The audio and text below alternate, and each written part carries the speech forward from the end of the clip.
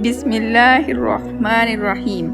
السلام علیکم میرے پیارے بہن بھائیوں، آج میں آپ کو کچھ سچے اسلامی واقعات سنانے جا رہی ہوں۔ اس سے پہلے اگر آپ نے میرے یوٹیوب چینل کو سبسکرائب نہیں کیا تو اس کو پلیز لائک اور سبسکرائب کر لیں، شکریہ۔ کفار کی نبی کریم صلی اللہ علیہ وآلہ وسلم کے ساتھ بدسلوکیاں۔ ایک روز حضرت محمد صلی اللہ علیہ وآلہ وسلم بیت اللہ میں نماز پڑھ رہے تھے کہ عقبہ بن ابی معیط آیا اور آتے ہی اپنی چادر اتار کر رسول اللہ صلی اللہ علیہ وآلہ وسلم کے گلے مبارک میں ڈال دی اور پیچ در پیچ دینا شروع کر دیے۔ آپ صلی اللہ علیہ وآلہ وسلم کا دم گھٹنے لگا۔ اتنے میں حضرت ابو بکر صدیق رضی اللہ تعالی عنہ کو پتہ چلا۔ وہ تشریف لائے اور دھکے دے کر اس ملعون کو ہٹایا۔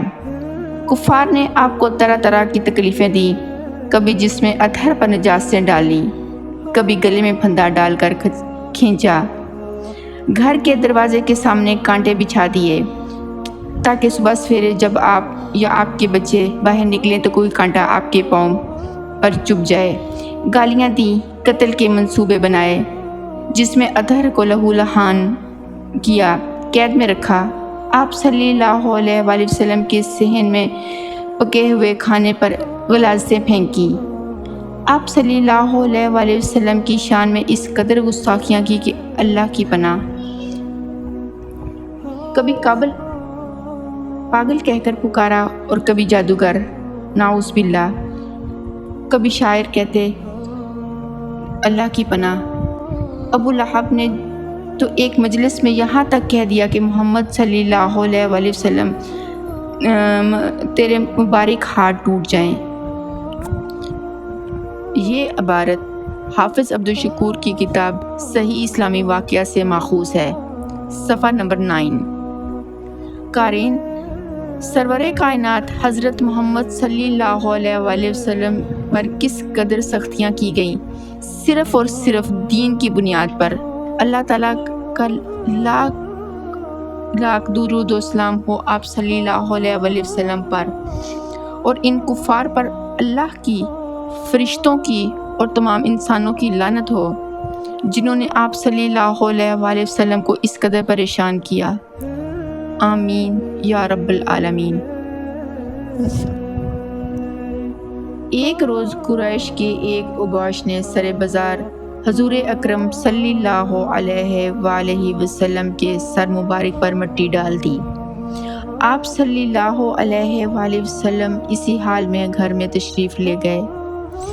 صاحبزادیوں میں سے ایک صاحبزادی نے اپنے ابا کا سر دھو رہی تھی اور اپنے ابا کو اس حالت میں دیکھ کر رو رہی تھی۔ آپ صلی اللہ علیہ وآلہ وسلم انہیں تسلی دیتے اور فرماتے کہ رو نہیں میری بیٹی، اللہ تیرے باپ کا حامی ہے۔ ابو لہب کے خبث باطن کا یہ حال ہے کہ جب رسول اللہ صلی اللہ علیہ وآلہ وسلم کے صاحبزادے حضرت قاسم کے بعد دوسرے صاحبزادے حضرت عبداللہ کا بھی انتقال ہو گیا تو یہ اپنے بھتیجے کے غم میں شریک ہونے کی بجائے خوشی خوشی دوڑتا ہوا قریش کے سرداروں کے پاس پہنچا اور ان کو خبر دی کہ لو آج محمد صلی اللہ علیہ وآلہ وسلم بے نام و نشان ہو گئے۔ ناظرین، حضرت محمد صلی اللہ علیہ وآلہ وسلم نے دین اسلام کی روشنی کو ہم تک پہنچانے کے لیے بہت سختیاں برداشت کی ہیں، بہت تکلیفیں جھیلی ہیں۔ اب ہمارا فرض بنتا ہے کہ ہم اس روشنی کو تمام دنیا تک پہنچانے والے بنیں۔ اللہ تعالی ہم سب کا حامی و ناصر ہو، آمین یا رب العالمین۔